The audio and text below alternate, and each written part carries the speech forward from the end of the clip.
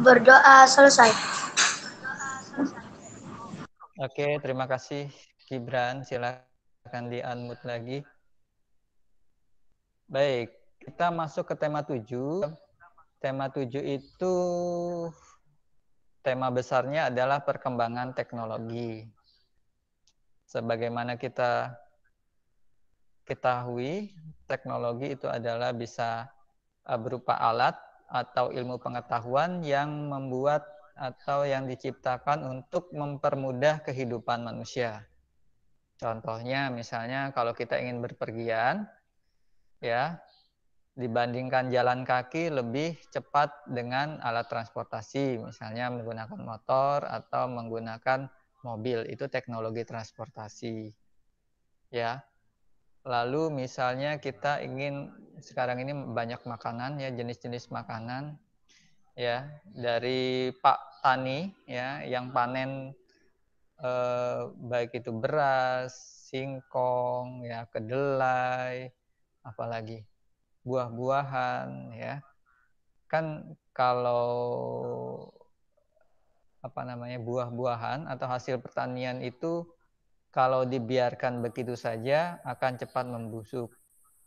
Ya, makanya ada teknologi pangan atau teknologi pertanian yang mau kita pelajari supaya membuat makanan itu lebih enak dikonsumsi dan lebih awet. Awet itu tahan lama ya.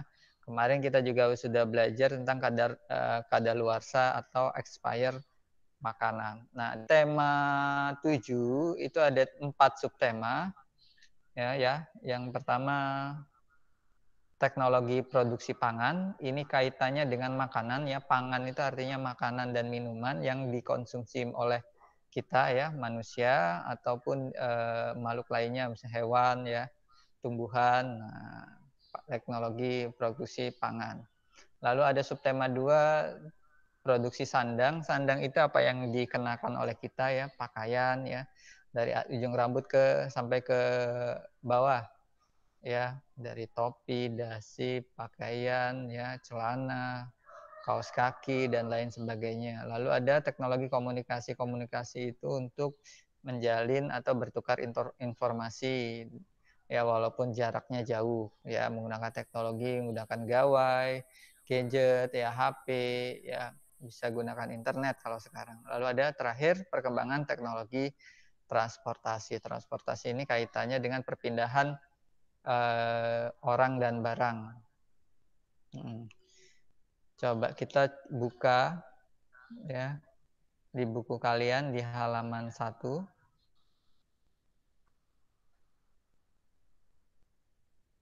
Ada gambarnya itu.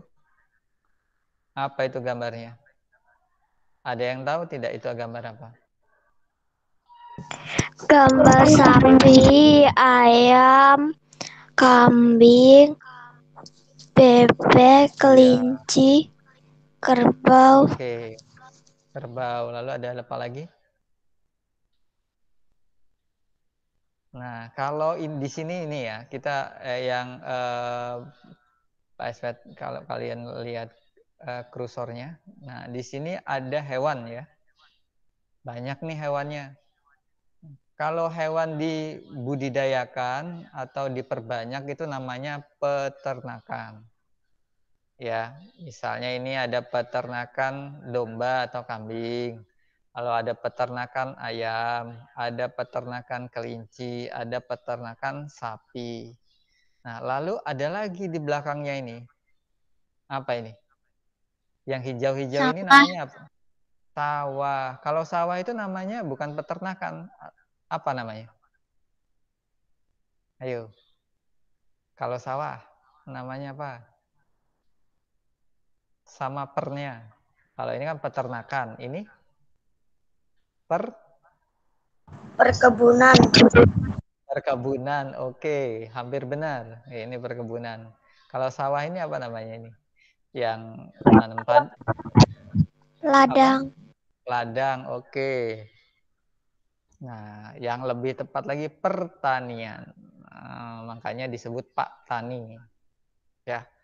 Kalau perkebunan itu identik dengan tanaman-tanaman keras ya, tanaman-tanaman yang panennya tahunan ya, seperti perkebunan sawit ya, perkebunan duren misalnya.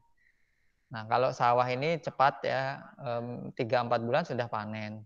Atau ada lagi sayur-sayuran itu kurang dari 2 bulan sudah panen, namanya pertanian. Orang yang bergelut di pertanian kan namanya Pak Tani, petani namanya. Nah, kalau dia ini peternakan, orang yang bergelut di sini adalah peternak.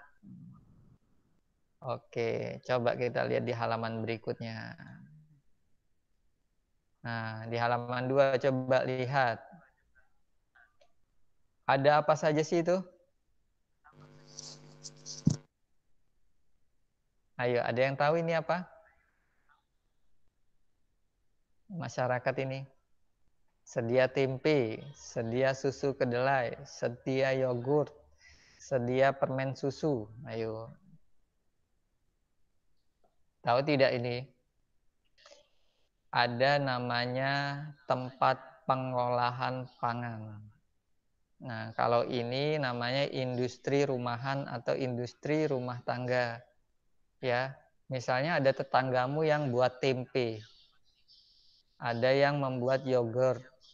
Ada yang membuat susu kedelai.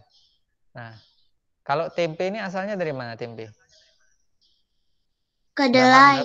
Kedelai. Kedelai. Kedelai. Oke. Ini bahannya semua kedelai ya. Ada susu kedelai dan lain sebagainya. Nah, ini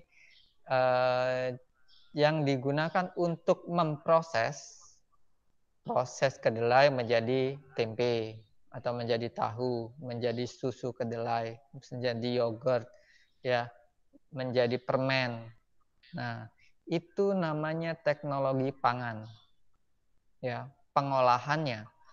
Ya, kalau kita ngelihat proses pembuatan tempe, ya, nanti ada di buku tema 7 itu. Dicuci dulu, direndam, ya, disaring, dipisahkan kotorannya, sampai diberi ragi, lalu ada proses fermentasi, ya, lalu jadilah tempe yang bisa kita konsumsi setiap hari.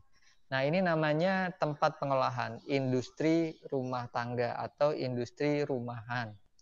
Ya, mengapa disebut industri rumahan? Karena hanya diproduksi dalam skala kecil, ya, hanya diproduksi mungkin tidak lebih dari 1000 buah. Tempe 1000 buah itu banyak sekali, ya. Oke, kita beralih ke sini. Nih, ini makanan yang sering kalian konsumsi setiap hari. Ada apa saja ini? Coba, ada yang bisa menyebutkan apa saja makanan ini? Ayam, sosis, apel, Ayam, sosis, apel, susu. Apa roti. ini? Oke, roti. Ini ada gambar embek, ini apa ini? Ini gambar embek apa gambar sapi ini?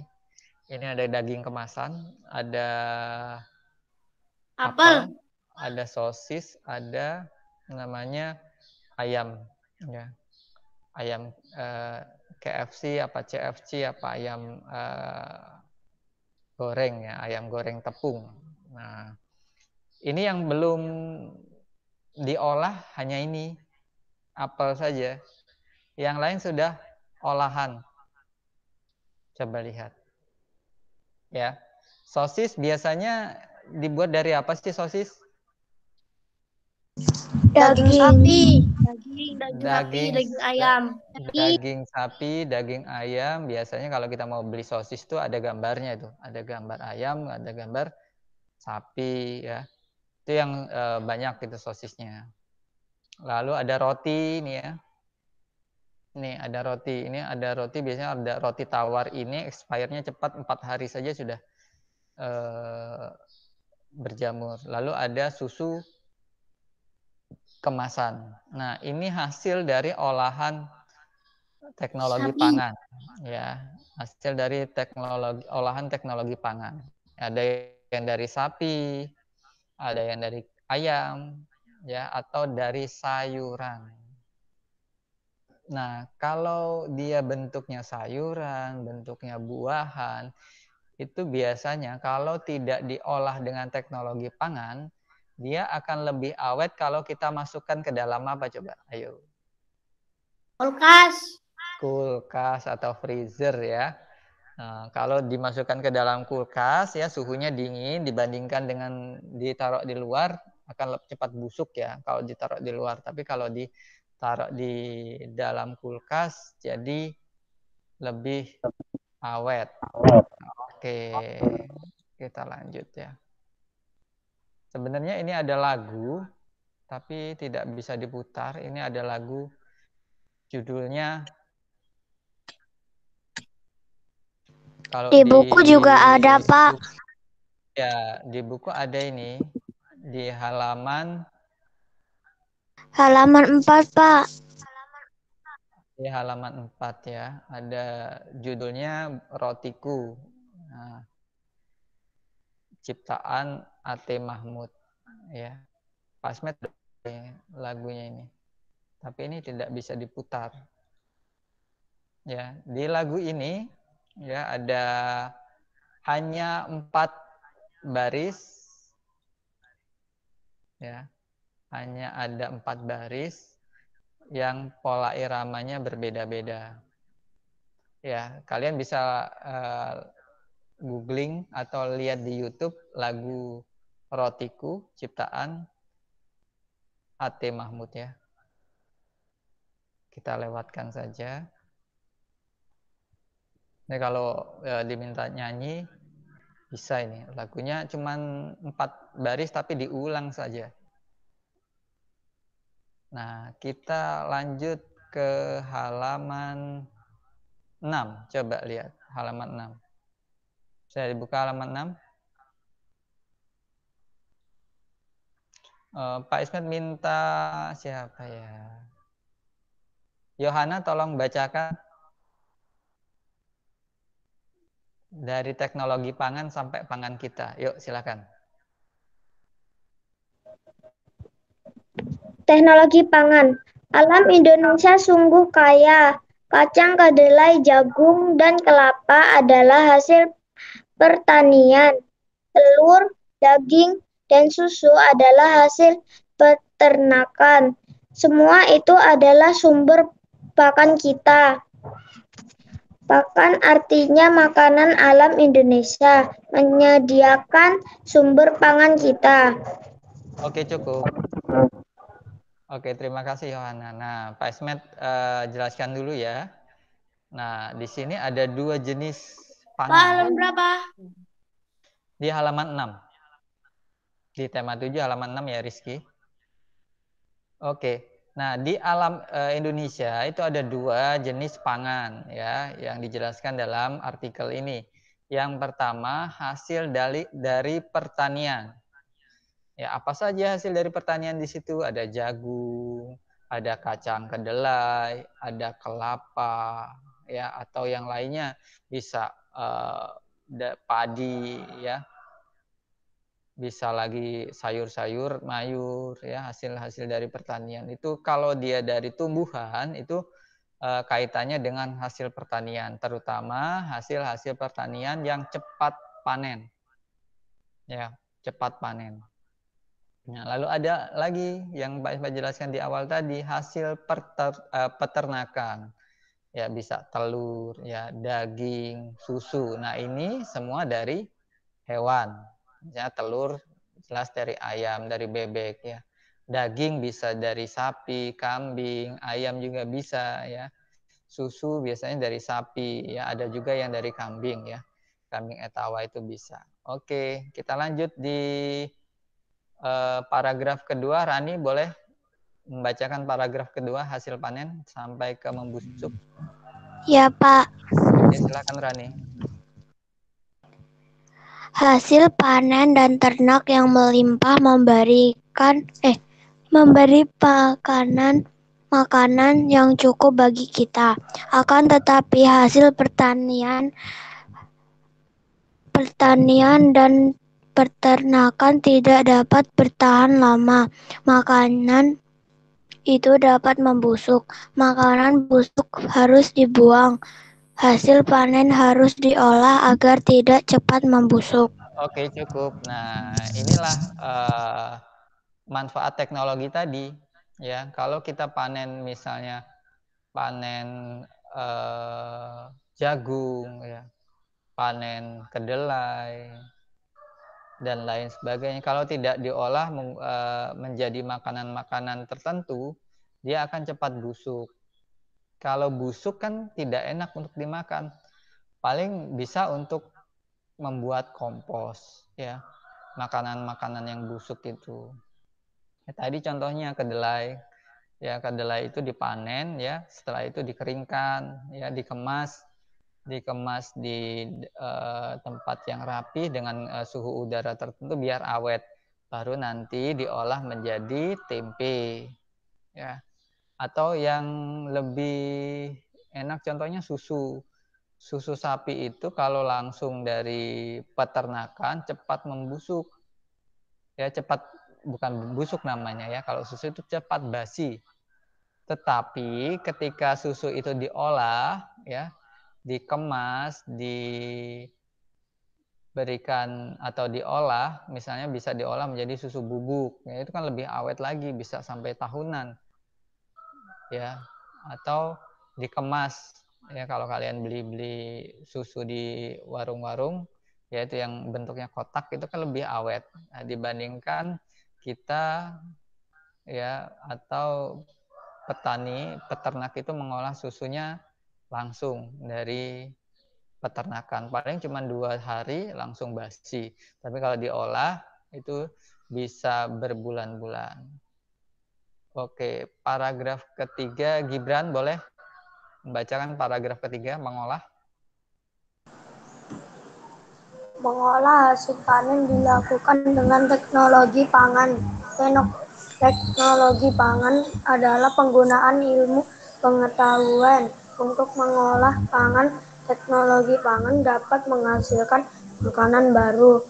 Teknologi pangan menjaga agar maka tidak cepat membusuk.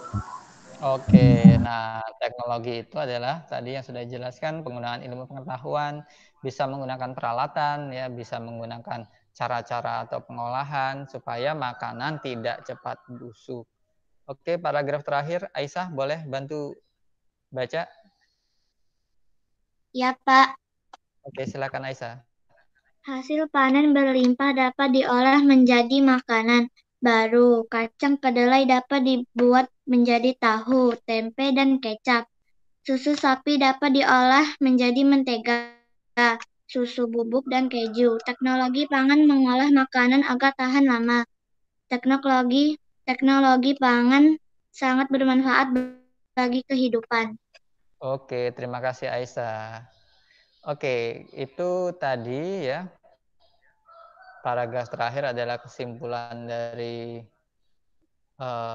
artikel ya, hasil panen melimpah itu harus diolah sebaik mungkin supaya bisa dimanfaatkan secara maksimal. Oke, sekarang kita ke materi matematika. Silakan dibuka di halaman 9. Nah, ini kemarin sudah diawali kita belajar di tema 6 ya.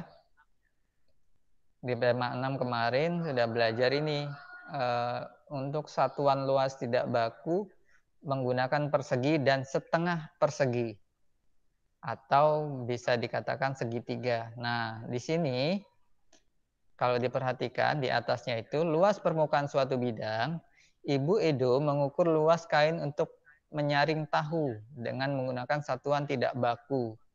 Nah, ini ada kain A dan kain B. Ya, satuan luasnya ini persegi kecil persegi kecil ini, kuning ini.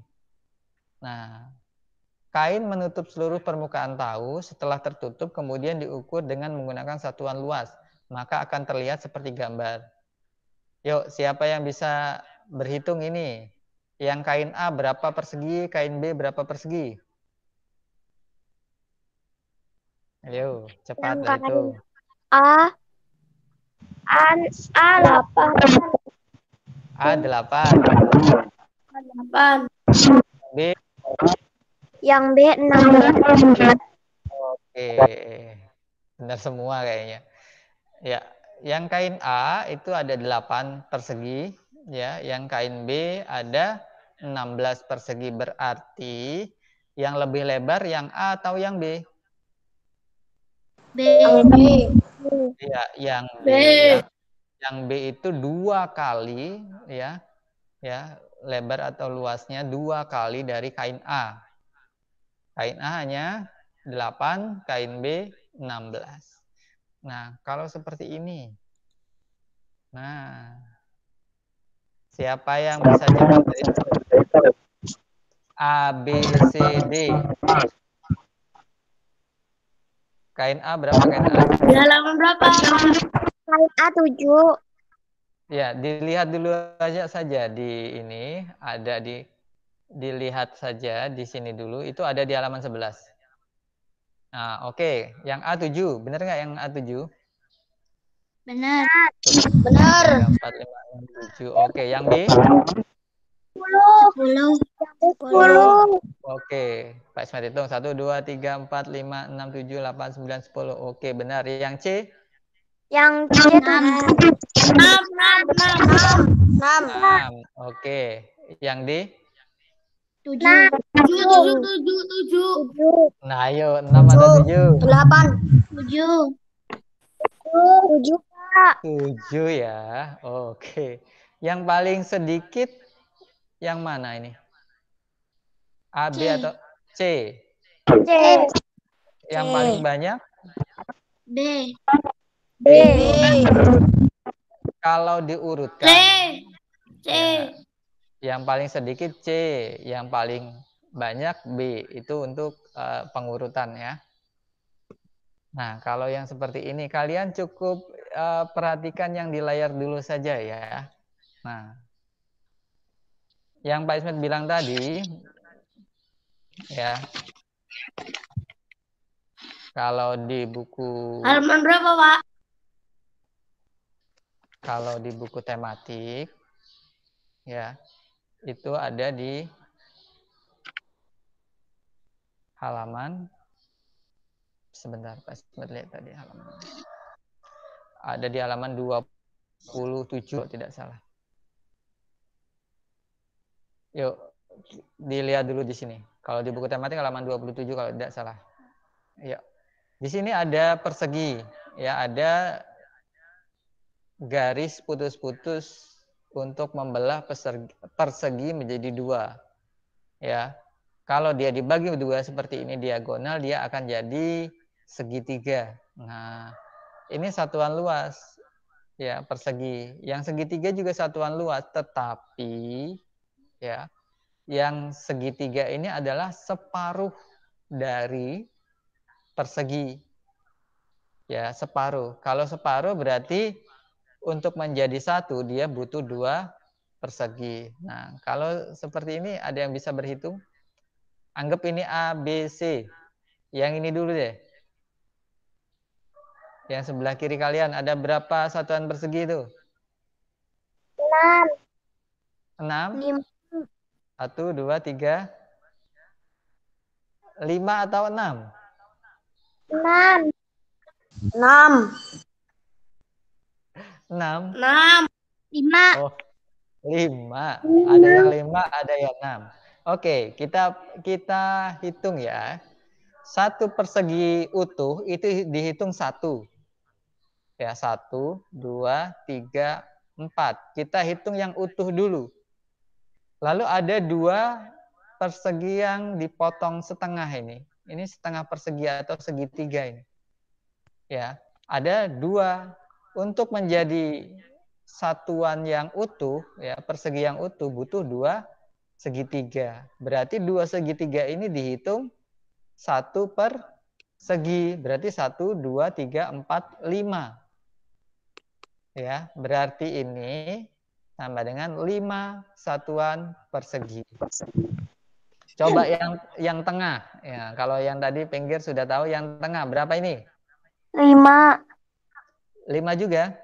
5. 5 juga. Ada 5, yang Pak. jawab, ada yang menjawab 7. 5 ya. Coba kita hitung. Ya, kita hitung yang utuh dulu. Ada berapa yang utuh?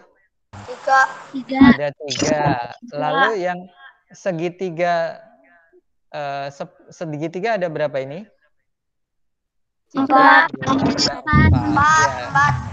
Karena dia 4 segitiga, itu kalau dibuat persegi jadi 2. Ya, berarti 2 persegi yang warna biru, ya, 2 persegi ditambah 3 persegi sama dengan 5. Nah, yang terakhir ini 5 juga atau berapa ini? 6. 6. 6. Oke, coba kita lihat. 1, 2, 3, 4, 5. Ya, yang persegi 6, utuh 5. ada 5. Nah, sedangkan yang segitiga ada 2. Ya, berarti dihitungnya 1 persegi. Ya, ditambahkan saja jadi 6 satuan persegi. Nah, mudeng ya yang ini ya. Karena ini nanti latihannya ini nih. Ya, Pak. Latihannya ini. Ada pertanyaan sampai di sini? Tidak. Tidak. Tidak. Oke. Kalau tidak ada, kita akan sudahi pembelajaran hari ini ya. Silakan yang lain di unmute dulu selain Gibran. Gibran pimpin teman-temannya untuk berdoa. Mari kawan-kawan kita berdoa menurut agama dan kepercayaan masing-masing. Berdoa mulai.